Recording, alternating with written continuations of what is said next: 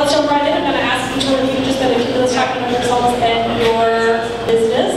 So, Benzi, take it away. Also, Farmigo, you're the founder. Hi, everybody. You know that game where you're supposed to say what's your favorite era that you wanted to be born in? So I've got a dilemma. One is I love my smartphone, I love technology, so I like the period that we're in. But I also like the period of like post-World War II, where everybody came back and there was this sense of community, where you really knew everybody around. And my grandfather started 3 businesses that were all based on people that he knew post-World War II.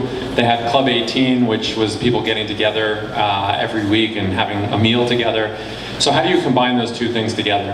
What Farmigo does, it allows you to get farm-to-table food directly from the farmer, so we eliminate the supermarket completely. But we also wanted to bring people back into the equation. So how do you enable people to form groups so that together in neighborhoods you could basically source directly from farms? So that's what we do. We enable the group creation and the direct connections to the farms so that we replace the supermarket. My name is Viraj. Great to be here. I am the founder of a company called Gotham Greens. We're an innovative urban agriculture company headquartered here in Brooklyn. We were founded with the mission to grow really high quality product for New Yorkers and grow it sustainably year-round. So we are essentially a greenhouse business. We design, build, and operate high-tech greenhouses in urban areas for fresh vegetable production. We currently have 2 facilities in Brooklyn, one in Greenpoint, one in Gowanus, growing over 300 tons of fresh, healthy, local produce year-round, and building more farms in New York and in other cities to essentially bring... We're going to swap out mics here, I think. Here, do you want to use mine for now? Here, before I pass you mine, are those all hydroponic, is that right?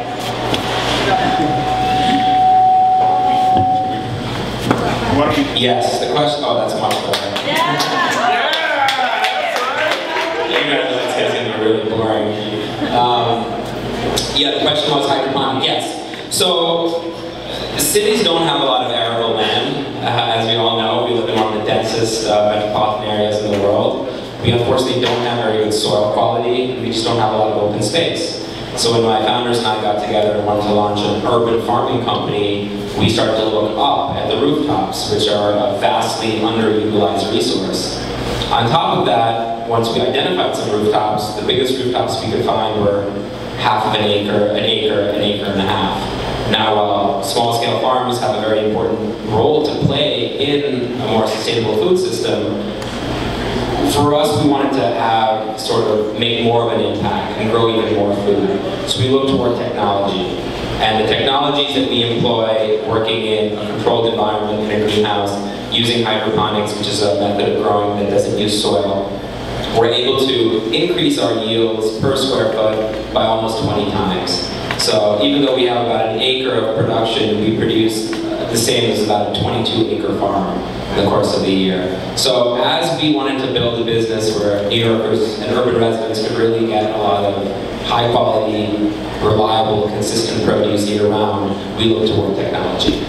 And just to explain for people, so that's where the roots are suspended in water and their nutrients added directly to the water, right? So it's a really intensive, that's what you mean by soilless? That's correct, yeah, there's no soil in the facility. So what a plant really needs to grow is, it needs water, it needs sunlight, it needs oxygen, it needs CO2, and it needs nutrients. Now typically a plant will get nutrients from the soil, decomposing organic matter, or added fertilizer. So what we do is, we dissolve organic fertilizer in the water itself, and that water not only provides the irrigation to the crops, but also provides nutrition as well as dissolved oxygen.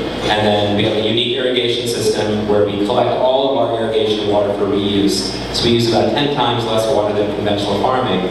So as water becomes a more scarce resource and drought becomes more persistent in many parts of the country, especially in California where a lot of our food is grown, we believe this form of agriculture is going to have a larger role to play. So yeah, essentially it's a little bit different, it's a little bit more high-tech, but it uses a lot of sustainable methods, using a lot of organic fertilizer. We don't use any chemical pesticides. And yeah, happy to talk more about it as we go through. Thanks for the explanation, thank you. And Erin, tell us about Good Eggs. Hi, I'm Erin. I work with Good Eggs. Good Eggs is an online grocery store. We work with all local sustainable producers, farmers. We work with Gotham Greens as well as some farms upstate and in the New York area. And our goal is to make shopping locally more convenient for people. So we offer home delivery. We also offer pickup at local businesses like wine shops and schools, and trying to make shopping locally as easy as possible. We also have a technology that we rely on that's really important. We have a software that's built for our producers so that they can use these tools to best market their products, and also set availability limits. If they have a really small availability each week, they have all of those tools at their disposal through Good Eggs. They also know who their customers are, and it's great for customers to be able to shop online but also know that they're supporting these local producers, and it's fully traceable so you can see what you're ordering, where it's growing, how it's growing. And yeah, we started here in Brooklyn about a year ago. We launched officially in the fall, so when I started a year ago, it was a pretty empty marketplace, and my job was to call up a lot of farmers and pitch this idea to them. To some of them it was really new. I mean, they were very old school farmers that didn't spend a lot of time online, and then to some of them it was a really exciting model that they really wanted to jump into. And so we now have 125 producers here, and also we're up in LA, New Orleans, and where we started out in San Francisco. So with all those 4 regions combined, we work with over 500 farmers and food makers. Great, thanks. I want to ask a little bit about the intersection of really kind of slow food, old food and farming methods, and cutting edge technology. So I feel like in the city, if you have like a Venn diagram of people who have most sophisticated tech systems and people who are like curing their own prosciutto legally, those two circles overlap a lot. So what's up with that? What's up with those two? Are those two things contradictory, or why do they go well together in your businesses? I'll take a stab at that. So I think, we've gone through a really, really interesting kind of food renaissance over the last couple of decades, which I think is really, really important. I think it's been a combination of factors. I think it's been, from the ecological standpoint, modern agriculture has an enormous impact on the natural world in terms of land use. It's the largest consumer of land on the planet, largest consumer of water, one of the leading sources of global water pollution and carbon emissions. So I think that was one of it. I think it was kind of large-scale agribusiness and kind of synthetic foods and things we're putting in our bodies and increasing incidences of diet-related diseases. So I think it was a confluence of a lot of different forces, and we have food writers who are now household names, chefs that are celebrities, the proliferation of farmers markets, farm-to-table restaurants. So it's been obviously a really exciting time, and I think the important thing to note is if we're going to really fix our system, it's going to take many different types of methods. There's not going to be a panacea or a silver bullet. I think there's many different ways to farm responsibly and sustainably. There's many different ways to produce food responsibly and sustainably. And I think each method has to be well suited to unique geographical, cultural, economic contexts. For us in New York, we're blessed with a lot of amazing things in New York, but as I touched upon earlier, we don't have a lot of arable land. We don't have good quality soil. So, is it me? It's almost hydroponics. Yeah, exactly. So I think they're not mutually exclusive, to answer your question. I think that they all kind of fit together. I think it's really important to use technology where it can help. It can help in the bigger picture issues. It can help to improve diets. It can help increase sustainability of producing food. And it can be a thriving business and result in economic development opportunities for urban residents. One of our proudest accomplishments is we have over 60 full-time employees. And invest a lot in the communities where we develop our projects. So I don't think they're mutually exclusive. I think they can be different kind of extremes of the spectrum, for sure. As you pointed out, some anecdotal examples like high-tech greenhouse farming, as well as people curing prosciutto in their basements, or distilling moonshine, or using technology platforms. So I think there are a lot of great benefits, and it's going to take a lot of them to reach kind of a more sustainable future. Yeah, I totally agree.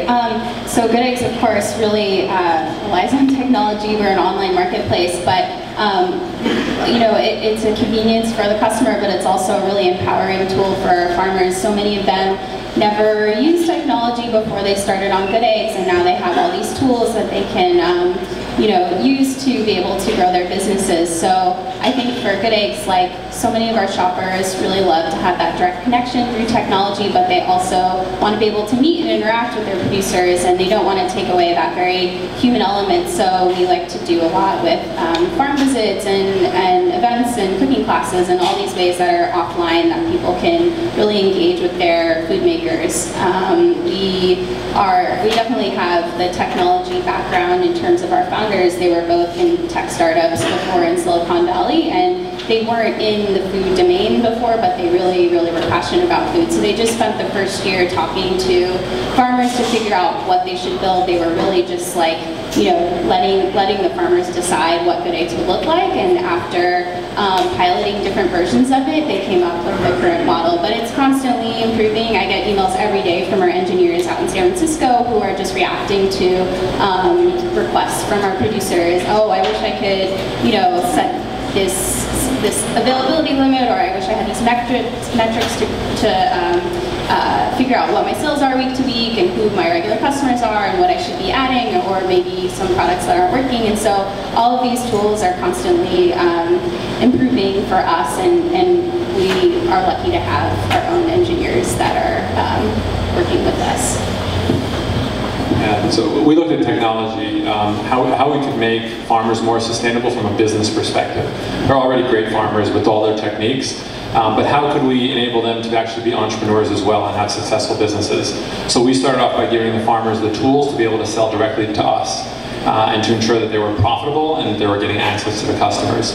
Then at the end, we were talking to farmers and they said, well, we want more access to more customers. So how can we use technology to actually aggregate customers together and give them the ability to buy directly from multiple farms? So we're using technology to help the farmers to be more successful on one side, and then us as consumers to have that farmers market experience where we can buy from multiple farms, but kind of with the convenience that we're used to with technology.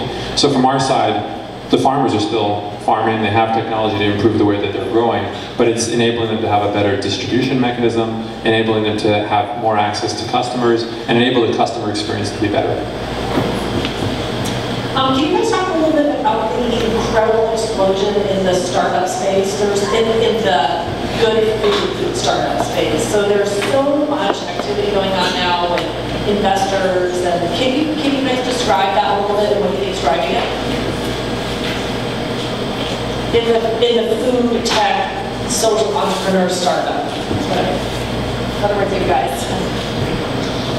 I mean, everybody wants to be eating local. I think people are talking about it. People are out at their farmers markets. It's definitely in conversation all the time. And I think for Good Eggs, our investors recognized that and really wanted to put the wind at our back so that we could grow this infrastructure locally. And it's so important for Good Eggs to have distribution locally. We don't just have like one mega warehouse that, you know, everything is going through. We have food sheds across the country, and each of those are their own hubs that receive food and aggregate all those orders so that they're fresh the day that they're delivered. I think that... well, could you describe the space a little bit? I mean, so, am I right that it's suddenly super crowded and all these investors and all these startups and just a huge amount of activity? Totally, yeah. We're actually operating out of the Pfizer building, which is in Brooklyn on Flushing Ave. There's so many food startups in there that have kitchen spaces there and are growing their businesses. It's incredible to watch them. Some of them have, like, you know, added on to their space as they've been in Pfizer, and they are now available at many more stores and markets across the city. So really scaling up through that infrastructure. Yeah. In my experience, just from, you know, I find that investors chase ideas that are scalable. Investors want to put money in ideas where they can make money. That's what investors do, right? So I think they want to invest in good ideas, but I think they want to invest in ideas that are scalable. I keep hearing that. You know, when we started our business, they're like, it sounds like a cool concept, but how big can you get?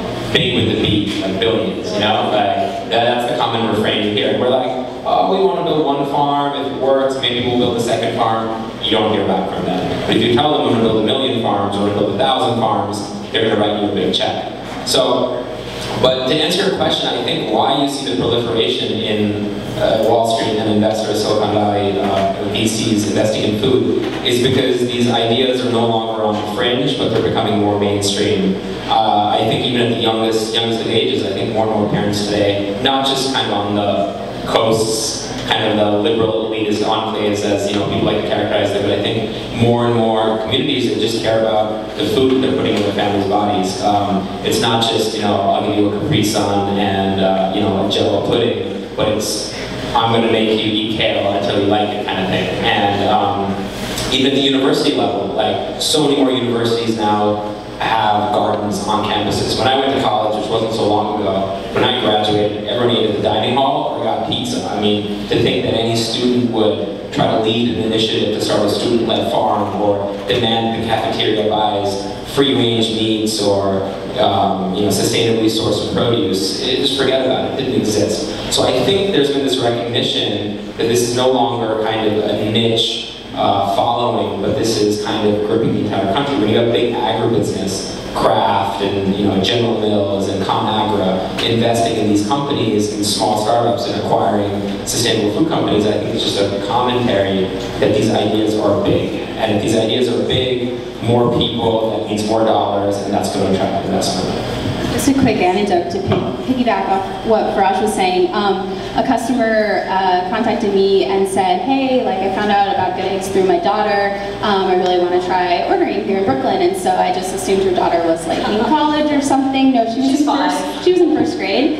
And she goes to the Williamsburg Northside School just around the corner from here. And her class was doing a project on food distribution. And so her teacher taught, they taught all about where grocery stores get their food from, where Fresh Direct gets their food from, where Good Eggs gets their food from, and how many days it's been sitting out, and how fresh it is. And so they actually just did a tour at our food hub, and they were so precocious and just knew more about Good Eggs than the average adult did. So it was kind of incredible to see this seed planted so early for so many kids of this generation. Yeah, so I completely agree. Awareness, scalability. I think there's also a question to ask: why didn't it happen earlier? What's all of a sudden changed that we're starting to see immense growth? And we're seeing, we call something economies of community versus economies of scale. So if you look at our entire industry, it was always bigger is better. So Walmart, bigger and bigger, and you couldn't compete with something like that. And all of a sudden we have the tools as entrepreneurs to actually start our own food companies, to be small and to be successful, and to be small and to continue to grow. And it's the technology that's enabling us to do that. A lot of it's the awareness. People want local. But a lot of it's also the technology to enable these distribution networks, right? With Farmigo, you can now source directly from all local providers wherever you are in the country. As an entrepreneur, you can now be more profitable by selling direct. Bringing groups of customers together was always very difficult. You needed a lot of marketing dollars, and the only people who had that were the large retailers. All of a sudden, you can use our social networks in order to do word of mouth and get that word around so that a small guy, if he has a good product, or a small girl, has a good product, can be just as successful as the large player locally. So I think that's where I think we're all kind of seeing the success, and hopefully there's food entrepreneurs here. But I think there's a much better way for us all to succeed and grow locally, where before you had to grow nationally first. Just to make an observation, I feel like 10 or 15 years ago, the good work in the food system was all being done by nonprofits. When I look around now, the last 5 profits that are doing such good work and patronizing farmers and really having incredible impacts like I never expected to see. Move over nonprofits. We're going to open up Q&A in 1 minute, but I just wanted to ask you guys about the future. And I had the pleasure of seeing you on a panel on Saturday. You talked about I forget your exact language, but smashing the supermarket, or we want to put the supermarket out of business, and you sounded really meant it. And so tell me about that. Is the supermarket the equivalent of printing stories on dead trees, and instead of printing them on screens, to use an example from my life? So we look at it, if the supermarkets are very efficient, we're able to get 30 different kinds of mustard in the supermarket.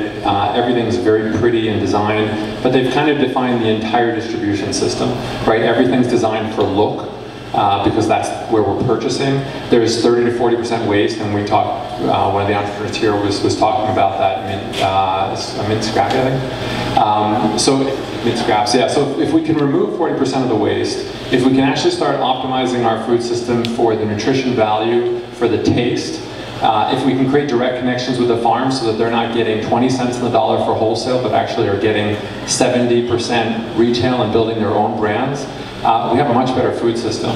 The question is, can we remove the supermarket? And up until now, that's been impossible. But if we can start to use technology to create the direct connections, and we can start using technology and also people to come in and create their own community. So I started a Farmigo community in my building. I was just going to say, can you describe that? Yeah, so when I moved to my building a year ago, I didn't know anybody. My wife and I started a Farmigo community in our building, and now we have all the tenants pick up from our apartment. And now we know all the neighbors. We have schools where all of a sudden all the parents are getting to know one another because they pick up together. We have neighborhoods in Long Island, in Westchester. Same thing happening there. Instead of going bowling where you start to get to know one another, they're all coming to the community, picking up together, having potlucks together, sharing meals together. So it's not just about the food, it's actually about the community coming together. And I think that's, when we talked about technology, the social part, if we can bring those two together, I think we're going to see a complete change in the food system. And the anonymity you have in a supermarket today where you don't know anybody, you don't have any relationship with the products, all of a sudden you have a relationship with your neighbors, you have a relationship with the farms.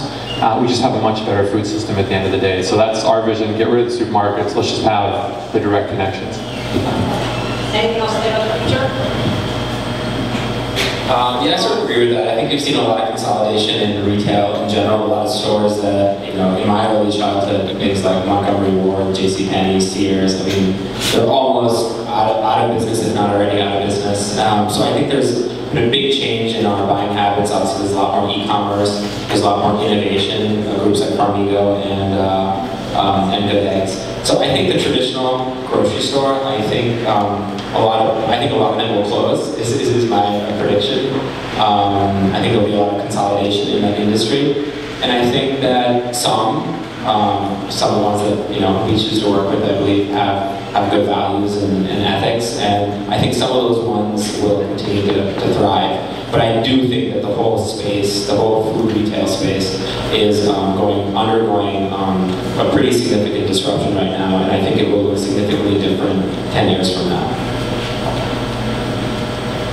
Yeah, I'm excited about the future. I think we are seeing all this passion across the entire food system, and I think for Good Eggs, it's going back to that food waste topic. It's amazing to see that we're eliminating all this food waste by having these direct-to-consumer relationships. And I think what the future looks like is that these for-profit companies are looking more like non-profit companies, which is wonderful. We are disrupting all of that, and I think that our goals are, yes, to have a model that is profitable, but also in doing so to make sure that people are healthier, make our soil healthier, make the world a better place. So that's all woven into to the mission of all of these local food businesses that are really trying to maybe eliminate grocery stores in doing so, but really across the board, we're just kind of rising together.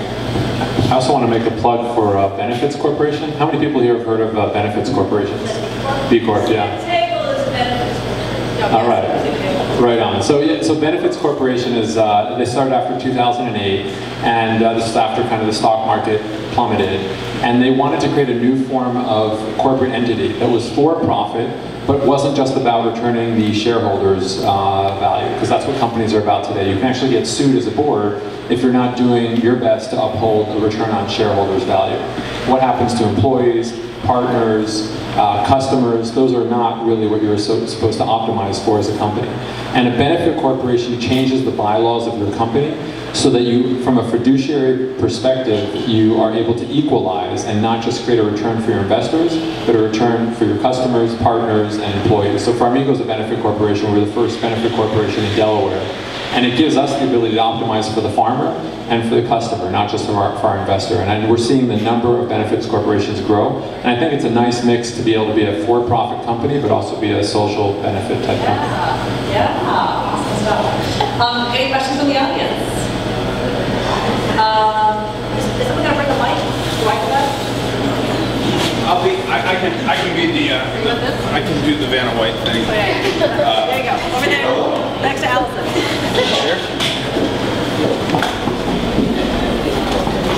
Viraj, this one's for you.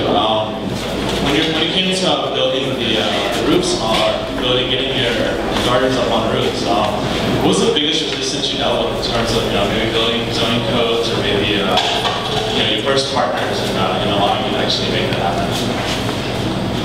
All of the above. It was pretty challenging. There wasn't a lot of precedent, obviously, for what we were doing. It had never really been done before in the United States, let alone in New York City. So initially, the first challenge was finding a building owner that was kind of amenable to the idea. What did we want to do? We wanted to build essentially an additional story on their building and run a commercial scale farm. So people have all kinds of thoughts to that. Am I going to have goats and chickens up there? What kind of smell am I going to create? Are we going to cause leaks?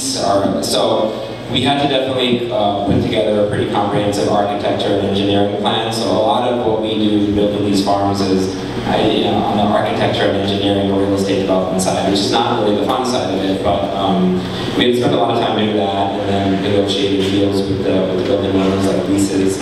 And then once we found that, then it was going through a lot of the regulatory process with the local authorities, the Department of Buildings. So it was certainly challenging. The city was overall fairly supportive of what we were doing in terms of urban greening, sort of adaptive reuse of urban space, creating jobs, helping to increase access to fresh produce in kind of communities that need more of it. So they were kind of supportive for sure, but at the same time, there are no special rules. We were treated like any other developer who wanted to alter a building, alter the occupancy and use of the structure. So yeah, there was definitely a lot of obstacles, a lot of hurdles. We learned a lot, and now we've built two, we're building a third. So it's definitely gotten a lot easier, and we've helped pave the way for others to do it as well.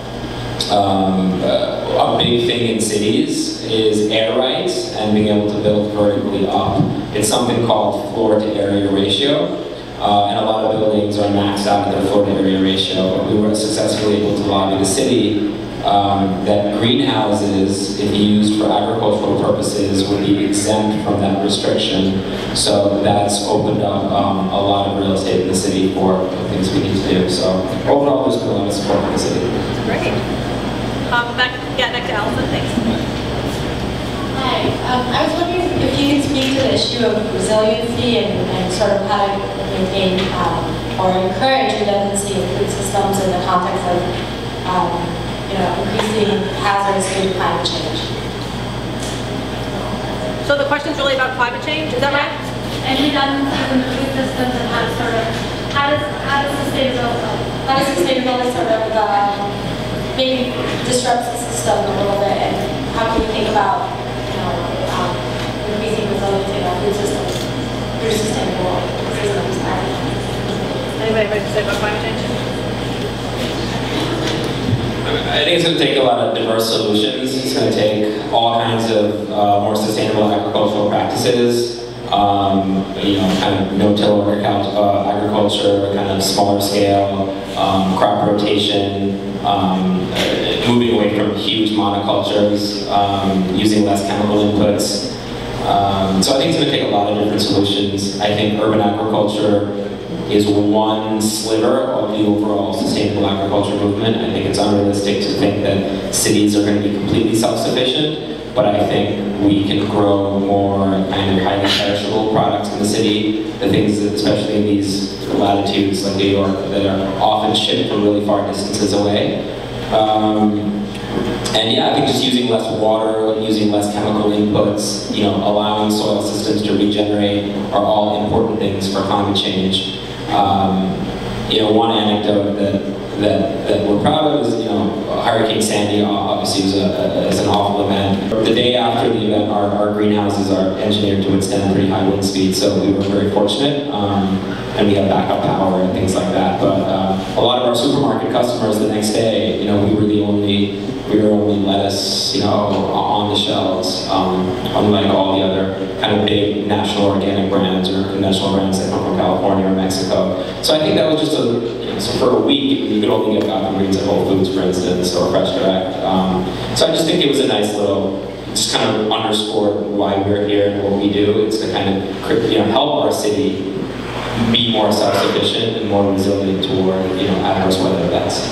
Okay, one more question. Actually, Tim, do you mind? Can I use the mic? I just want to chime in. Oh, sorry. I can see if I can do this on the web. Sorry. We're going to take one more question, but I just wanted to chime in also. I think one thing that's really great that these businesses all do is help connect the consumer to food systems, and that's going to make a more aware, ecological citizenry. But I think ultimately, for climate change and so many of these long-term big future goals, it's all about federal policy. So the Farm Bill spends $17 billion a year of taxpayer dollars subsidizing basically totally industrial agribusiness, which is incredibly fossil fuel intensive. And it's up to all of us to eat this way, but also to really let our representatives know we want that flipped, and you know that money should go not to subsidizing raw ingredients for processed food, because that's what industry wants, but funding research, innovation, kale growers instead of corn growers, and that's all a function of federal policy. I'll take the business perspective on this. I think the more entrepreneurs we have getting into the sector, the more change we're going to see. Up until now, it's been very difficult in the food sector to be an entrepreneur and to be successful. So we didn't see the younger generation going back to farming because it didn't seem like the sexy thing to do. We didn't see enough young food-related businesses being started because, or even the ones that were started weren't necessarily growing large enough to become successful.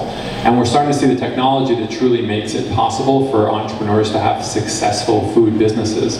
And the more tools and ecosystems that we create, the more the startup guy has a fighting chance against the larger kind of corporation. So all the companies here are kind of, I think, a proof of concept of that. And to me, the more kind of floods of entrepreneurs you have going in there, the more better businesses you'll see and the more climate change improvements that we'll get as a result. I wouldn't hold my breath waiting for the federal government to come up with a solution. Like, let's do it ourselves. Yeah, I think to come up with a solution, I meant stop funding to be part of the problem. But I think we have one more question. One last question. Hi, this is a question for Benzi and Erin. When you have a lot of farmers on the same network, how do you think about pricing? The farmers setting the prices, if two farmers have the same product, how are you handling that? How do you add margin and make sure that your prices are uniform across all your products? It's a great question. So unlike a conventional grocery store on Good Eggs, our farmers set their own retail prices, and they have total control over what that price is based on whether it's competition with other farms on our site or just, you know, what it costs to grow that asparagus or rhubarb. And so they have the power to set those prices, and then they take 75% of that retail price. So that's how our payment structure works, and it's for across the board all our producers that we work with. It's true. Our approach is a little bit different. We want to make sure that the small farmers can compete as well as the mid-sized farmers, and we're also distributed across different communities. So we're able to curate which farmers have access to which communities based on the size that they have, the locality, and the price points that they want to basically sell. So it's a mixture of both. It's not necessarily creating the most number of farmers that can sell to one given customer. We think there's actually a limited number of choice that makes it better from a consumer perspective and better for the farmer. So it's a balance. I'm not sure which is the best solution at the end of the day, but I think we have to try a few different ones. Yeah, I think better for the consumer and better for the farmer is a pretty great note to end on. So here's to that. Thanks to Northside and everybody in this room. I know you guys are